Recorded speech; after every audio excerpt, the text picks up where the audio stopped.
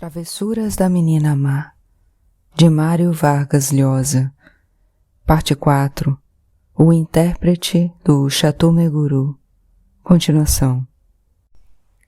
Fukuda morava num bairro afastado do centro, uma zona residencial onde se alternavam edifícios de 6, 8 andares, muito modernos, com casinhas tradicionais de telhadinhos e jardins minúsculos, que pareciam em risco de ser esmagados por seus altíssimos vizinhos.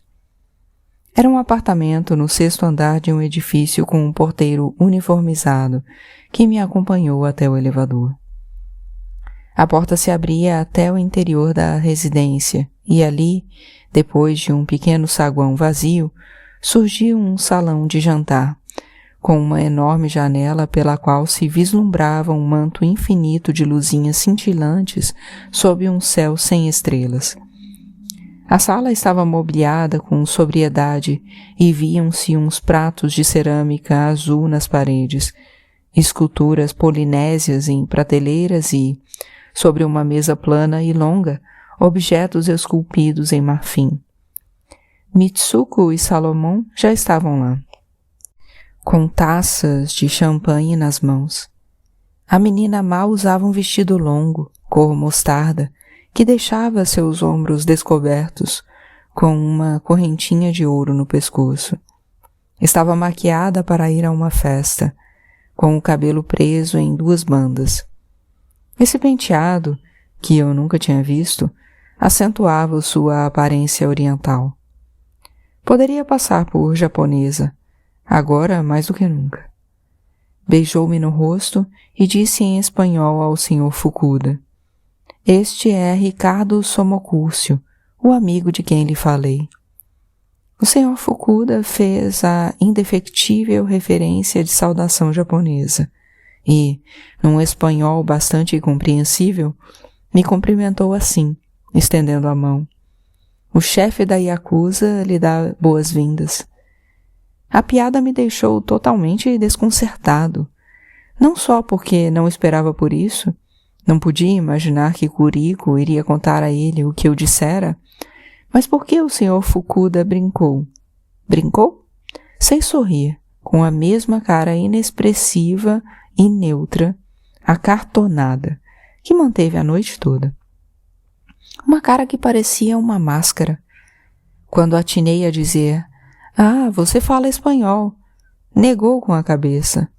E, a partir deste momento, só falou no inglês muito pausado e difícil, nas poucas vezes que falou. Afinal, me ofereceu uma taça de champanhe e me indicou um assento, no lado de Kuriko. Era um homem baixinho, ainda mais baixo que Salomão Toledano.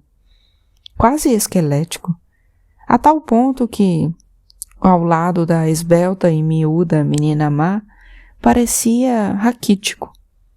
Eu fazia uma ideia tão diferente dele que tive a impressão de estar diante de um impostor. Usava óculos escuros, de lentes redondas e aros de metal, que não tirou a noite toda, o que aumentava o mal-estar que sua pessoa me causava, pois não sabia se os seus olhinhos, eu imaginava frios e belicosos, estavam me observando ou não. Tinha cabelos grisalhos, grudados no crânio, talvez fixados com brilhantina, e penteados para trás à maneira dos cantores argentinos de tango dos anos 50. Usava terno e gravata escuros, que lhe davam um certo ar fúnebre, e podia ficar imóvel e mudo por muito tempo, com suas mãos pequenas sobre os joelhos, como se estivesse petrificado. Mas o traço mais marcante no seu físico era, talvez, sua boca sem lábios, que quase não se mexia quando falava, como os ventrílocos. Eu me sentia tão tenso e incômodo que, contrariando os meus hábitos, nunca pude beber muito, porque o álcool me faz efeito instantâneo.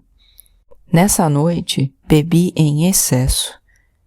Quando o Sr. Fukuda se levantou, indicando que devíamos partir, Eu estava com 3 taças de champanhe no estômago e minha cabeça tinha começado a rodar. E, um tanto alheio à conversa que o Trujillo mantinha quase sozinho, falando das variantes regionais do japonês que estava começando a distinguir, eu me perguntava, estupefado, o que tem esse homenzinho velho e insignificante para que a menina má fale essas coisas dele? O que será que dizia, que fazia com ela, para que dissesse que ele é o seu vício, sua doença, que pode fazer dela o que bem entender, que está possuída por ele? Como não encontrava resposta, sentia ainda mais ciúmes, mais fúria, mais desprezo por mim mesmo, e me amaldiçoava por ter cometido a insensatez de vir para o Japão. Mas, um segundo depois, olhando-a de soslaio, pensava que só daquela vez, no baile do Ópera de Paris, eu a vira tão desejável como nessa noite. Havia 2 táxis à nossa espera na porta do edifício. Fui sozinho com Kuriko, porque o Sr. Fukuda assim determinou, com um simples gesto imperativo, enquanto entrava no outro táxi com o Trujillo e Mitsuko. Assim que partimos, senti que a menina má puxava minha mão e a levava até as pernas, para que eu a tocasse. Ele não era tão ciumento? Perguntei, apontando para o outro táxi que nos ultrapassava. Como deixa você vir sozinha comigo? Ela não se deu por aludida. Não faça essa cara, bobinho, disse. Será que não me ama mais? Odeio você, disse. Nunca senti tanto ciúme como agora. Quer dizer que esse anão, esse aborto de homem, é o grande amor da sua vida? Pare de falar bobagens e me beije. Pôs os braços em volta do meu pescoço e ofereceu-me a boca, e senti a pontinha da sua língua se enredando na minha. Deixou-se beijar longamente, respondendo com alegria aos meus beijos. Amo você, droga. Amo você, adoro você. Implorei em seu ouvido. Venha comigo, japonesita, venha. Juro que seremos felizes. Cuidado, já estamos chegando, disse ela, e se afastou de mim. Tirou da bolsa um lenço de papel e retocou a boca. Limpe os lábios, ficou com um pouco de batom. O teatro-restaurante era um music hall, com um palco gigantesco e mesas e mesinhas escalonadas numa rampa que se abria como um leque, com uns imensos candelabros jogando uma luz potente sobre o enorme local. A mesa reservada por Fukuda ficava bastante perto do palco, e dali tínhamos uma visão magnífica. O espetáculo começou quase imediatamente após a nossa chegada.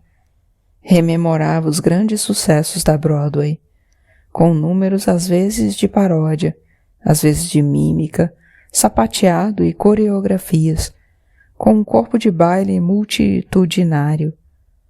Também havia palhaços, ilusionistas, contorcionistas e canções, em inglês e japonês. O apresentador parecia saber quase tantas línguas como o Trujillo, mas, segundo estes, falava mal todas elas. Dessa vez também o Sr. Fukuda, com gestos imperativos, escolheu nossos lugares.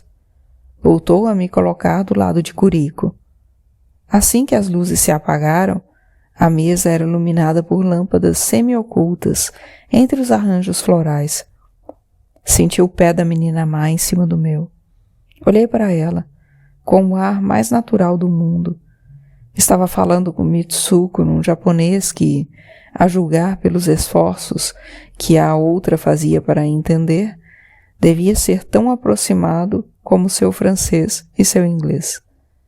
Estava lindíssima naquela semi-penumbra, com a pele brilhante, ligeiramente pálida, seus ombros redondos, seu pescoço alto, seus olhos cor de mel cheios de brilho e seus lábios definidos.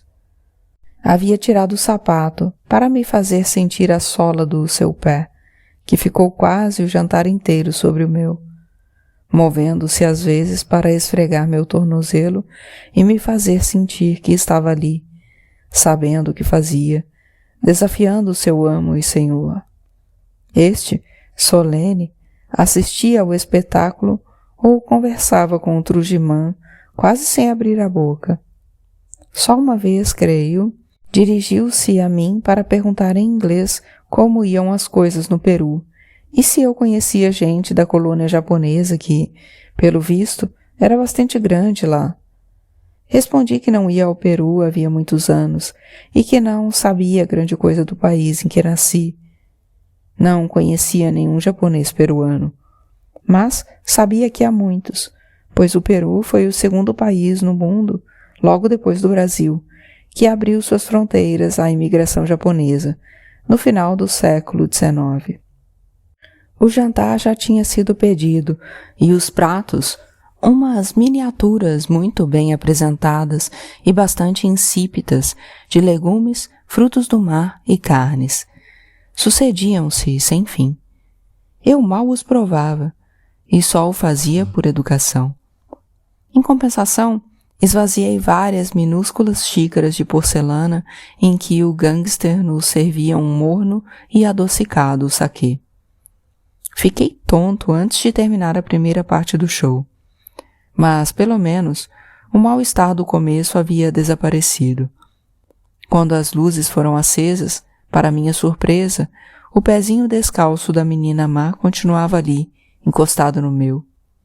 Pensei, ela sabe que estou sofrendo horrores, de ciúmes, e tenta me recompensar.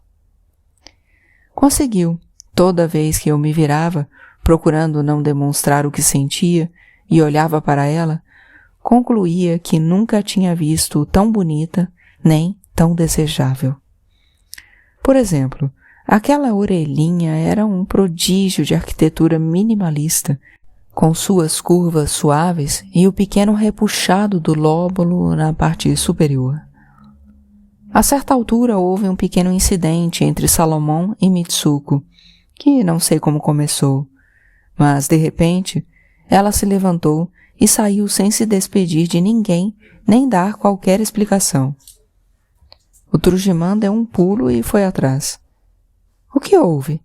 Perguntei ao Sr. Fukuda, mas este ficou me olhando, imóvel, sem dizer nada.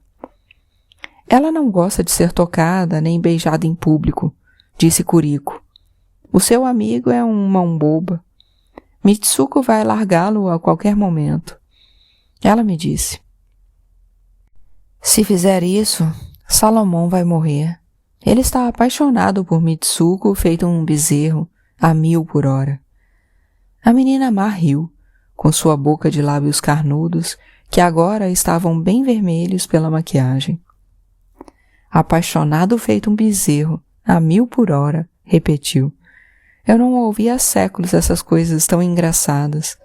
Será que ainda se fala assim no Peru? Ou agora existem outros modismos para dizer que se está apaixonado? E, passando do espanhol para o japonês, começou a explicar a Fukuda o que aquelas expressões queriam dizer. Ele a ouvia, rígido e insondável. Vez por outra, como um boneco articulado, erguia sua xícara e a levava à boca, sem olhar. Tomava um gole e depois a deixava na mesa. Inesperadamente, o Trujimã e Mitsuko voltaram pouco depois. Pareciam reconciliados, pois sorriam e vinham de mãos dadas. Nada como uma boa briga para manter o amor vivo, disse Salomão, com um sorriso de homem satisfeito, piscando um dos olhos. Mas, de vez em quando, o macho deve castigar a mulher, para ela não se achar o máximo. Na saída, havia outra vez 2 táxis esperando, e, como na vinda, o Sr. Fukuda indicou com um gesto para que eu fosse sozinho com Kuriko num deles. Ele iria com Salomão e Mitsuko. Eu começava a simpatizar com o odiado japonês pelos privilégios que me concedia. Ao menos me deu o sapatinho do pé que ficou me roçando a noite toda. Vou dormir com ele, já que não posso dormir com você. E depois o ponho junto com a escova Guerlian. Mas, para minha surpresa, quando chegamos ao edifício de Fukuda, Kuriko, em vez de se despedir, puxou a minha mão e me chamou para subir com ela e tomar a saideira no apartamento. No elevador, a beijei, com desespero. Enquanto a beijava, disse que nunca a perdoaria por estar tão bonita justamente nessa noite, quando eu tinha descoberto que suas orelhinhas eram umas incríveis criações minimalistas. Eu adorava essas orelhas e queria cortá-las, embalsamá-las e levá-las comigo pelo mundo afora, no bolso do meu casaco, mais próximo do coração. Vamos, continue com suas breguices, seu cafona. Parecia satisfeita, risonha, dona de si mesmo. Fukuda não estava na sala. Vou ver se já chegou, murmurou ela, depois de me servir um uísque com gelo.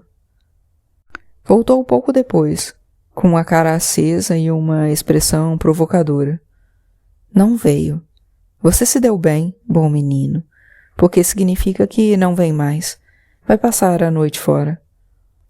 Não aparentava estar muito entristecida por ter sido abandonada pela sua doença, o seu vício. Ao contrário, a notícia parecia agradá-la. Explicou que Fukuda costumava desaparecer assim, de repente, depois de um jantar ou um cinema, sem dizer nada, e no dia seguinte, quando voltava, não lhe dava a menor explicação. Quer dizer que foi passar a noite com outra? Tendo a mulher mais linda do mundo em casa? O imbecil é capaz de ir passar a noite com outra? Nem todos os homens têm bom gosto como você, disse Kuriko, caindo sentada no meu colo e enlaçando o meu pescoço com os braços. Enquanto a abraçava e acariciava, e beijava seu pescoço, seus ombros e suas orelhas, pensava que não era possível que a sorte, ou os deuses, ou o que fosse, tivessem sido tão generosos comigo, afastando o chefe da Yakuza e me proporcionando tanta felicidade. Tem certeza de que ele não volta? Perguntei a certa altura, num sobressalto de lucidez. Não, eu o conheço bem. Se não veio, é porque vai passar a noite toda fora. Por que, Ricardito? Está com medo? Não, medo não. Se você me pedir hoje que o mate, eu o mato. Nunca me senti tão feliz na vida, japonesita. E você nunca esteve tão linda como essa noite. Venha comigo. Eu a segui, resistindo à vertigem. Os objetos da sala se mexiam à minha volta, em câmera lenta. Estava tão feliz que, ao passar pelo janelão de onde se avistava a cidade, pensei que se abrisse um dos vidros e me jogasse no vazio, flutuaria como uma pena sobre aquele interminável manto de luzes. Um corredor à meia luz com gravuras eróticas nas paredes. Um quarto na penumbra, atapetado, onde tropecei e caí numa cama grande e macia, com muitos travesseiros. Sem que eu pedisse, Kuriko estava começando a se despir, e quando terminou, veio me ajudar. O que está esperando, bobinho? Tem certeza de que ele não vai voltar? Em vez de responder, colou seu corpinho ao meu, enroscou-se em mim e, procurando a minha boca, encheu-a com a sua saliva. Eu nunca me senti tão excitado, tão comovido, tão feliz. Estava realmente acontecendo tudo aquilo? A menina jamais se mostrara tão ardente, tão entusiasmada. Jamais tinha tomado tantas iniciativas na cama. Sempre adotava uma atitude passiva, quase indiferente, parecendo resignar-se a ser beijada, acariciada e amada, sem participar. Agora, era ela quem me beijava e mordiscava o corpo todo e respondia às minhas carícias com uma presteza e uma decisão que me maravilhavam. Não quer que faça o que você gosta? Murmurei. Primeiro eu faço em você, respondeu, empurrando-me com umas mãozinhas carinhosas e me forçando a deitar de costas e abrir as pernas. Ficou de cócoras entre os meus joelhos e, pela primeira vez, desde que fizemos amor naquele chambre de bonne no hotel de Senat, fez o que tantas vezes lhe pedi e ela nunca quis. Pôs o meu sexo na boca e chupou. Eu mesmo me ouvia gemer, esmagado pelo incomensurável prazer que ia me desintegrando aos poucos, átomo por átomo, transformando-me em pura sensação, em música, em chama que crepita. Então, num daqueles segundos ou minutos de suspensão milagrosa, quando sentia que o meu ser inteiro estava concentrado no pedaço de carne agradecido que a menina má lambia, beijava, chupava e sorvia, enquanto seus dedinhos me acariciavam os testículos. Vi Fukuda. Estava meio encoberto pelas sombras. Parecia ter brotado nas trevas de um canto do quarto, ao lado de um grande aparelho de televisão, no máximo a 2 ou 3 metros da cama em que Curico e eu fazíamos amor. Sentado numa cadeira ou banquinho, ele permanecia imóvel e mudo como uma esfinge, com seus eternos óculos escuros de gangster de cinema e as 2 mãos na braguilha. Puxando-a pelo cabelo, obriguei a menina má a soltar o meu sexo da sua boca.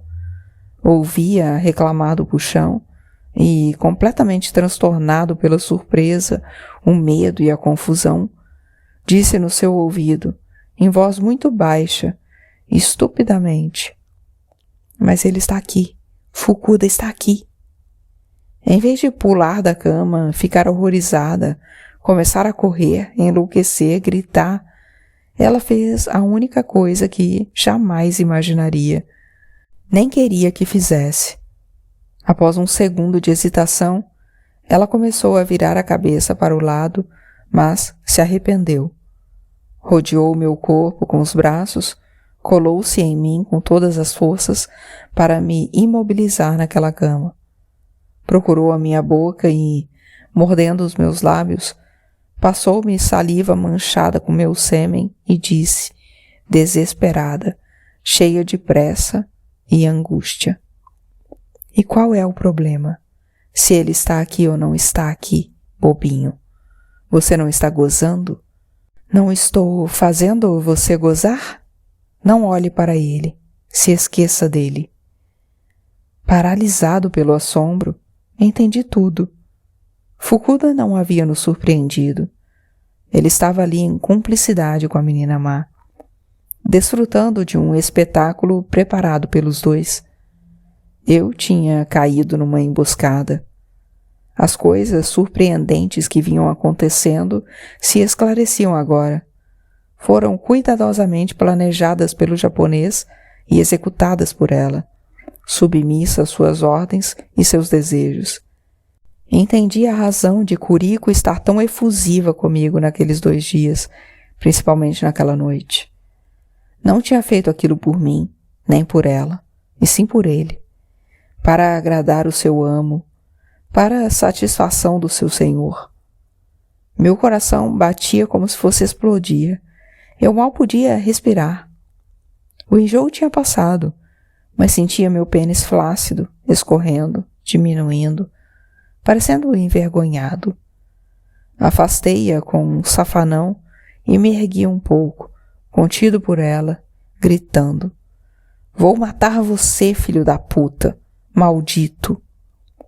Mas Fukuda não estava mais no canto, nem no quarto, e agora o estado de ânimo da menina má já era outro, e me xingava, com a voz e o rosto transfigurados de raiva. "O que foi, idiota? Por que você está fazendo esse escândalo?" Me batia na cara, no peito, onde pudesse, com as 2 mãos. "Não seja ridículo. Não seja provinciano. Você sempre foi e sempre será um pobre diabo. Não se podia mesmo esperar nada diferente de um coisinha à toa." Ao mesmo tempo que tentava afastá-la, eu procurava na penumbra minha roupa no chão. Não sei como a encontrei, nem como me vesti e me calcei, nem quanto tempo durou toda aquela cena farsesca. Rurico tinha parado de me bater, mas, sentada na cama, gritava histérica, intercalando soluços e ofensas. Pensava que eu ia fazer isso por você, seu morto de fome, fracassado, imbecil? Quem é você? Quem pensa que é? Ah, você morreria se soubesse como desprezo, como odeio você, seu covarde. Afinal, acabei de me vestir e, quase correndo, voltei pelo corredor das gravuras eróticas, desejando que Fukuda estivesse me esperando na sala com um revólver na mão e 2 guarda-costas armados de porretes, pois, de qualquer forma, eu pularia em cima dele, tentando arrancar aqueles óculos odiosos e cuspir na sua cara, para que me matassem o quanto antes. Mas não havia ninguém lá na sala, nem no elevador. Lá embaixo, na porta do edifício, tremendo de frio e de raiva, tive que esperar um bom tempo pelo táxi que o porteiro uniformizado chamou. No meu quarto de hotel, deitei-me e vestido. Eu estava fatigado, magoado e ofendido, e não tinha ânimo nem para tirar a roupa. Fiquei horas com a mente em branco, insone, sentindo-me um dejeto humano imbuído de uma inocência estúpida, de uma ingênua imbecilidade. Repetia sem parar, como um mantra: a culpa é toda sua, Ricardo. Você a conhecia, sabia do que era capaz. Ela nunca amou você, só a desprezou. Por que você está chorando, seu coisinha à toa? Por que reclama? Por que se lamenta, seu babaca, burro, imbecil? Você é isso mesmo, tudo o que ela disse e muito mais. Devia estar contente e pensar, como fazem os malandros, os modernos, os inteligentes, que se deu bem. Não trepou com ela? Não foi bem chupado? Não gozou na boca? O que quer mais? Que diferença faz se aquele magrela, aquele Yakuza, estivesse lá, olhando você comer a puta dele? Que diferença faz o que aconteceu? Quem mandou se apaixonar por ela? A culpa é toda sua, de ninguém mais, Ricardito. Quando o dia clareou, me barbeei, tomei um banho, fiz a mala e liguei para a Japan Airlines, tentando adiantar minha volta a Paris, que devia ser obrigatoriamente via Coreia. Consegui lugar no avião de meio-dia para Seul, de maneira que era o tempo exato de chegar ao aeroporto de Narita. Liguei para o Trujiman e me despedi, explicando que precisava voltar a Paris com urgência, para tratar de um bom contrato de trabalho que acabava de me oferecer. Ele insistiu em me acompanhar, por mais que eu fizesse de tudo para dissuadi-lo. Na recepção, já pagando a conta, recebi um telefonema. Quando ouvi a voz da menina má dizendo "alô, alô", desliguei. Fui esperar o Trujiman na rua. Tomamos um ônibus que ia recolhendo passageiros em diferentes hotéis, de maneira que demoramos mais de 1 hora para chegar a Narita. No trajeto, meu amigo me perguntou se eu tivera algum problema com Kuriko ou com Fukuda, e garanti que não, que minha partida assim intempestiva se devia a um contrato excelente que o Sr. Charnes me ofereceu por fax. Não acreditou, mas não insistiu. E então, indo ao ponto que lhe interessava, começou a falar de Mitsuko. Ele sempre foi alérgico ao casamento. Considerava que para qualquer ser livre, como ele, era uma espécie de renúncia. Mas, como Mitsuko insistia tanto, e era tão boa moça, e o tratava tão bem, estava pensando em sacrificar sua liberdade, fazer a vontade dela e se casar. Pelo ritual shintoísta, se for preciso, querido. Não tive coragem nem de insinuar que talvez fosse melhor esperar um pouco antes para dar um passo tão transcendental. Enquanto ele falava, eu me sentia dilacerado até a alma, pensando em como ia sofrer quando, qualquer dia, Mitsuko decidisse lhe dizer que queria acabar a relação com ele, porque não o amava, tinha chegado mesmo a detestá-lo. Em Narita, abraçando o Trujimã, ao ouvir chamarem o voo para Seul, senti, absurdamente, que meus olhos se enchiam de lágrimas quando ouvi a pergunta: "Você aceitaria ser testemunha do meu casamento, querido?" "Claro, meu velho. É uma grande honra." Cheguei a Paris 2 dias depois, transformado numa ruína física e moral. Não havia pregado os olhos, nem comido nada nas últimas 48 horas. Mas também cheguei. Tinha ruminado isso durante toda a viagem, decidido a não me deixar abater completamente, vencer a depressão que me corroía. Já sabia a receita. Aquilo se curava trabalhando e ocupando o tempo livre com afazeres, pelo menos absorventes, que não pudessem ser criativos nem úteis. Com a sensação de que meu corpo era arrastado pela minha vontade, pedi ao Sr. Chanês que me arranjasse muitos contratos, porque precisava saldar uma dívida pesada. Ele arranjou, com a benevolência que sempre teve comigo, desde que o conheci. Nos meses seguintes fiquei pouco em Paris. Trabalhei em congressos e encontros de toda a índole em Londres, Viena, Itália, nos países nórdicos e algumas vezes na África, na cidade do Cabo e em Abidjan.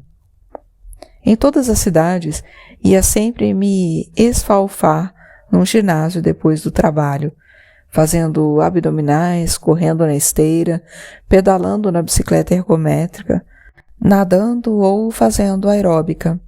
E continuei aperfeiçoando meu russo, por minha conta, e traduzindo devagarinho, para me distrair, os contos de Ivan Bunin, que, depois dos de Tchekhov, eram os meus preferidos. Quando tinha 3 traduzidos, mandei-os para o meu amigo Mário Munchi, na Espanha, com a minha determinação de só publicar obras-primas. Já quebrei 4 editoras, respondeu. E, parece mentira, mas agora estou convencendo um empresário suicida a me financiar a 5ª. Nessa, vou publicar o seu Bunin e até pagar direitos autorais suficientes para você tomar um café com leite. Aí vai o contrato.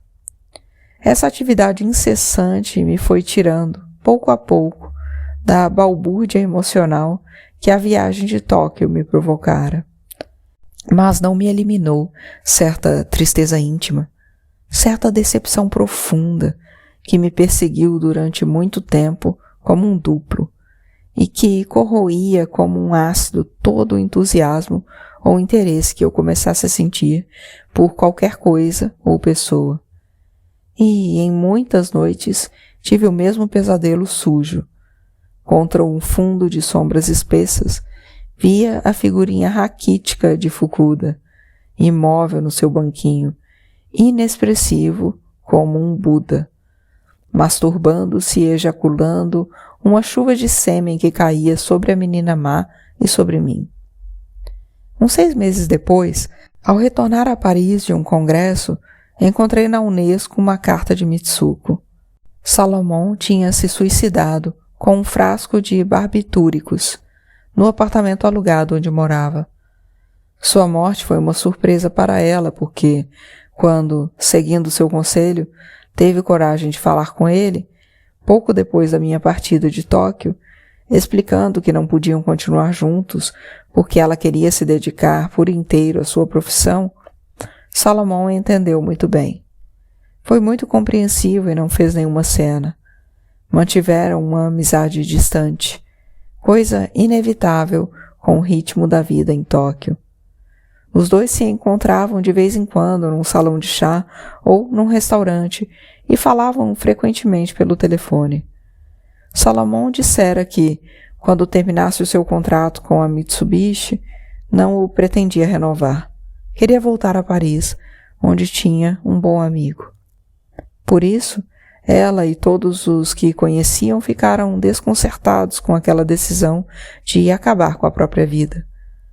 A empresa tinha assumido as despesas do enterro. Felizmente, Mitsuko não mencionava Kuriko em sua carta. Não respondi, nem lhe dei pêsames. Limitei-me a aguardar a carta, na mesma gaveta da mesinha de cabeceira em que ficavam o sardo de chumbo que o Trujimã me deu no dia em que partiu para Tóquio e a escovinha de dentes Guerlian.